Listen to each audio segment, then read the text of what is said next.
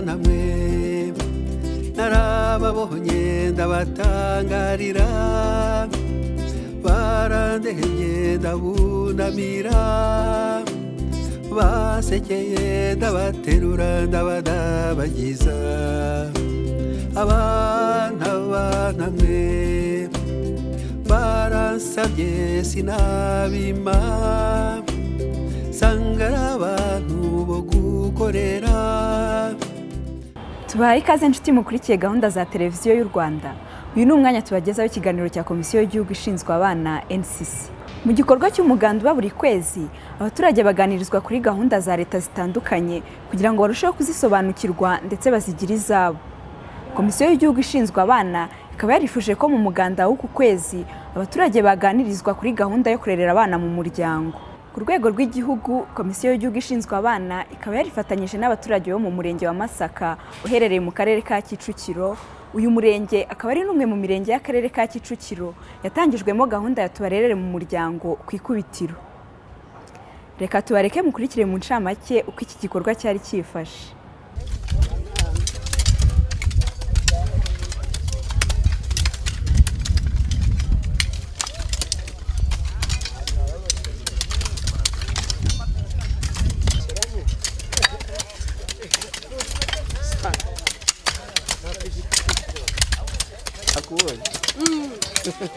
Kurumva nizera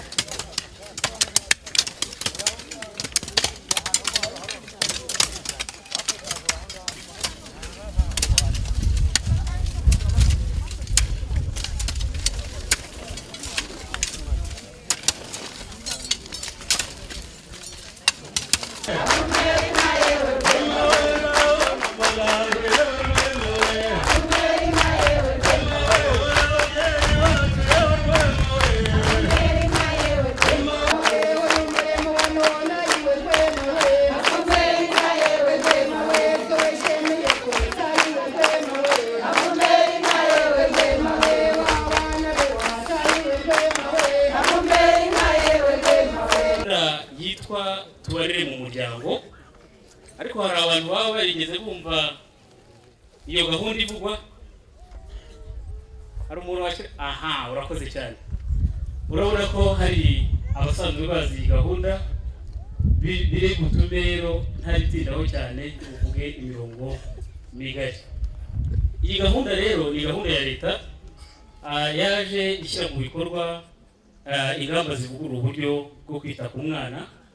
Leta yafashe mu mwaka wa 2012 mu kwa gatatu. Izo ngamba rero zari zigamije iki? Izo ngamba zari zifite mu by'ukuri intego ebyiri z'ingenzi. Iya mbere kwari mu by'ukuri kuvugurura uburyo bwo korera umwana, umuryango ugahabwa imbaraga zihagije zo kugira ngo ubane n'abana bawo, ndetse yewe hirindwa ko hagira umwana utandukana n'umuryango we, kuko murabizi umwana n'umuryango, umwana no kuguma mu muryango. Intego ya kabiri yari iyo kugarura wa muco nyarwanda twahoranye. Murabizi cyane iwacu aho ngaho dutuye, iyo abasaza babonye umwana bakunze kumubaza ngo ariko uwo kwanisha. Murabizi ko mu by'ukuri ibyo ngibyo biha umwana agaciro ke. Bityo rero mu by'ukuri wa muco nyarwanda washatse kugarurwa, kongerwamo ingufu kugira ngo umubyeyi yite kuri buri mwana wese nk'uwe. Izo ngamba rero zimaze kwemezwa, nibwo hatekerejwe kuri gahunda ishobora kuzishyira mu bikorwa. Ese ni igiki gishobora gutuma izo ntego twihaye zo guteza umuryango imbere ku buryo mu by'ukuri abana baborerwamo neza ndetse no kugarura umuco, ni iki gishobora gushyira mu bikorwa izo ntego ebyiri twihaye? Hazatekerezwa gahunda ya tubarerere mu muryango. Abo bavuga n'abana, tubarerere bose mu muryango, buri mwana wese abe mu muryango, abemo ugumemo, hashaka ibishoboka byose ku buryo adatandukana nawe.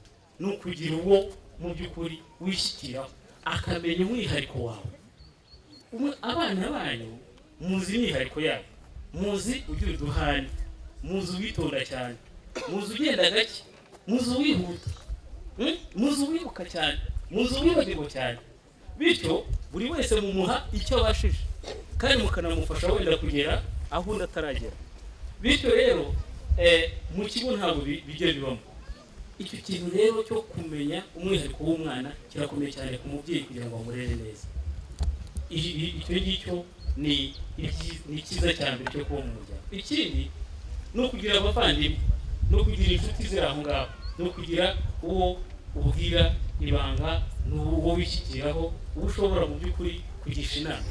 Ibyo ngibyo rero nabyo tubibona mu muryango, kandi ni byiza ko buri wese rwose agira umuhati wo kugira ngo abatabifite abo bana bari mu bigo by'imfubyi babigira nabo kugira ngo bazadufashe kubaka igihugu. Batazaba aho ngaho bakaba abantu babaye iyo ngiyo batazi igihugu kigeze, bityo bakazaturushya mu minsi izaza. Turimo kubigisha ibyo bakagombye kuba barize mu minsi ya mbere tubarereye mu muryango. Nyuma yo kuganirizwa kuri iyi gahunda, bamwe mu babyeyi twaganiriye bagaragaje ko bashyigikiye gahunda nziza ndetse banashishikariza bagenzi babo batarayumva kuyigira iyabo bakira abana mu miryango yabo. Byiza bimufasha gukura neza mu buzima kuko akura yumva ko afite ababyeyi, akisanzura mu bandi bana, akabasha no gukina. Noneho agatozwa n'umuco w'ababyeyi. Ababyeyi tugira umuco n'uburere, hariho umwana utoza kubyuka akajya kuvoma, akamenya ko ari busenye n'inkwi zo guteka, akajya kwiga bisize kuko aba afatanya n'ababyeyi ngo abaze gusanga bamuteguriye icyo kurya. Ubwo rero ibyo ngibyo nabyumvishijemo na hariya, numva abo ngabo bo mu bigo ntabyo bazi, nta n'ibyo bagira. Iriya gahunda yo kurera abana mu muryango njye nayakiriye neza rwose. Nanjye mfite ubushobozi numva najya kumuzana kuko ngiye numva nkunda umwana w'imfubyi, kuko nawe ni umuntu nkanjye. Umwana wo muri Aruferina nta bwisanzura aba afite, nta n'ikiza babona rwose na kimwe kimugeraho. Nk'ubu ngubu uko bavoma amazi ntakuzi, uko baganira n'abandi ntakuzi, ahubwo amenya bya bindi byo mu kigo, kurya no kwambara ukaryama, nta bindi. Ikintu nashishikariza ababyeyi, kuko nabo babyaye, bazana nk'umwana w'imfubyi ufite ubushobozi ugatunga na 2 cyangwa 3, kuko buriya Imana hari ikintu iguhemba kandi adakoreye gushimwa n'abantu cyangwa ngo ashimwe na leta. Byo nishimira yuko babafata bakabazana bakazashimwa n'Imana. Gahunda yo kurera abana mu muryango ni nziza cyane kuko bituma umwana akurana ubwenge kandi akamenya ko ari mu muryango, kandi ko ashyigikiwe, nta kintu cyamutera ubwoba, kandi ko n'igihugu cy'u Rwanda kidushyigikiye. Umunyamabanga nshingwabikorwa w'umurenge wa Masaka yemeza ko muri uyu murenge gahunda yo kurera abana mu muryango ishyigikiwe ku rugero rushimishije, ndetse ko na bake batarayumva bazakomeza kuyikangurirwa. Ni gahunda ishingiye ku bumuntu bw'abantu. Kugeza uyu munsi dufite nk'umubyeyi Rusheshe, we amaze kwakira abana bagera muri 2, arishoboye, ni umumama w'umupfakazi, ariko iyo ugezeyo ugasanga abana rera ntawe ushobora kubatandukanya nabe ku giti cye. Iyi gahunda rero ntabwo ikeneye ibintu byinshi, ntikeneye umuntu ufite ibintu by'imirengera, ahubwo ikeneye umuntu ufite ubumuntu, ufite umutima wa kibyeyi. Ngira ngo abaturage bacu twarabibashishikarije kandi barabyumvise. Nanone turacyakomeza kubasaba ko baza kwiyandikisha bumva bafite uwo mutima mwiza wo kuba babikora, cyane cyane ko hari nka case twagiye duhura nazo zo gutoragura abana. Kugeza ubu ntago turabura aho twerekeza umwana watoraguye, kuko twifashisha ya miryango yagiye yiyandikisha ko ishobora kuba yadufasha muri izo gahunda. Ngira ngo iyi gahunda ikwiye gushyirwamo imbaraga, kandi ubukangurambaga ni uguhozaho. N'uyu munsi turi ku cyiciro wenda gifite aho kigeze, ariko bikeneye ko bihoraho, kandi ubukangurambaga bugakorwa mu nzego zose, kuva mu z'ibanze kugeza nyine no mu ngo hafi mu giturage, mu midugudu, kuruta uko byahinduka gusa ibyajya bivuga ku rwego rw'igihugu ngo bihere muri gahunda zisa naho ziri mu nyandiko, ahubwo kujyana hasi ku mudugudu akaba ariho tubikorera cyane, twegera imiryango. Numva ari byo bizafasha gutanga umusaruro mu buryo burambye. Umuyobozi w'akarere ka Kicukiro Madame Nyirahabimana Jeanne yagarutse ku ruhare rw'abayobozi mu gushyigikira iyi gahunda ndetse no kuyishyira mu bikorwa. Izi gahunda zose za leta twe tuzijyamo tukazishishikariza abanyarwanda. Mwumvise yuko basabye ko abashaka no kwiyandikisha biyandikisha, ubwo ni ugukurikirana hakabaho guhuza ababyifuza n'ibigo bibafite kugira ngo bahuze abana n'ababyeyi. Ni gahunda yo kugira ngo nk'uko byavuzwe umwana agire nawe aho arererwa kugira ngo na za ndangagaciro tuvuga azigire, kuko ikigo nyine kiba ari ikigo. Mwumvise ingero batanze batari ibyo atamenya by'umuco by'imibereho yo mu muryango, kugira ngo nawe rero azagire umuryango. Ni byiza ko yagira umuryango umwakira, ariko icyo dusaba ni uko ari umuryango nyine umwakira muzima, umuntu ufite umwanya wo kurera umwana akamukunda akamuha urukundo, ntamufate nk'umwana w'umutsindirano, akamufata nk'umwana agiye kugira uwe.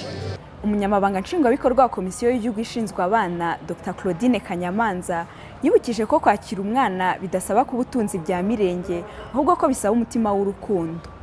Iyi gahunda rero ibanza gushishoza. Ubushobozi bivuga byinshi, ntabwo ubushobozi kenshi abantu babonamo amafaranga cyangwa ibintu bifatika, ariko icyangombwa n'umutima. Icyangombwa n'umutima, niyo mpamvu iyi gahunda itoroshye. Wabitekereje nuko uba ufite uwo mutima wa kibyeyi, ukuntu abawe babayeho niko wakagombye gutekereza n'uwo nguwo ugiye gufata. Ntiwumve ko uwo nguwo ari we uje nk'umutwaro, ko benshi ubona ari nabo bavuga gusa ati nafashe umwana ariko leta ntimfasha.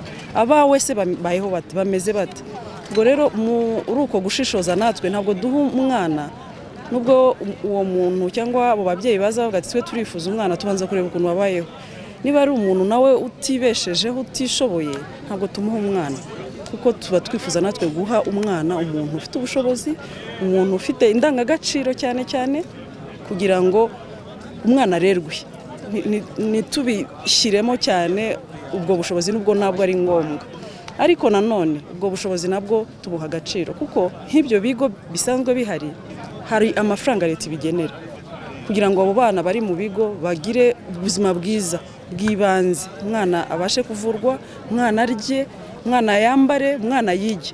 Ni ukuvuga ngo ashobora kujya mu muryango, tukaganira n'umuryango tumaze gukora gusa naho dukora iryo sesengura dukora ku buryo bwimbitse, tugasanga umuryango koko ntabwo ubuze ibyo kugaburira umwana, ntabwo ubuze ibyo kwambika umwana, ariko barakubwira bati kuzabona uko tumwigisha ntabwo bitworoheye. Aho natwe tugenda twumvikana n'umuryango, tunaganira nabo, tubona icyo twakora. Aho birumvikana ko tubemerera tuti rwose tuzakomeza turihire umwana, namwe biborohere, ntabwo tuje kubashyiraho umutwaro, ariko byumvikane neza ko ari gahunda irimo umutima wa kimuntu. Uwo mwana ntabwo ari umwana uzajya guhahisha unavuga buri gihe uti uyu mwana dore leta nimfasha. Oya, rwose niyo mpamvu kubitekerezaho ukabikorana umutima. Hagamijwe gushimangira umuryango uzira imirire mibi, iki gikorwa cyashojwe hatangwa imbuto z'imboga z'amoko atandukanye zahawe abaturage bagera kuri 50 bo mu murenge wa Masaka. Abana mwe narababonye ndabatangarira, barandeheye ndabunamira, basekeye ndabaterura ndabadabagiza. Abana mwe Nshuti mwari mudukurikiye muri iki kiganiro, turabashimiye, twizera ko cyabanogeye. Kuba tutatangiranye tubibutse ko kibanze kuri gahunda yo kurerera abana mu muryango yagarutsweho mu midugudu yose mu gikorwa cy'umuganda ngaruka kwezi. Mufite icyo mushaka kutugezaho cyangwa kutwunganira, mwatwandikira kuri adresse zikurikira. Reka rero mbashimire, naho ubutaha. tubarerere mu muryango.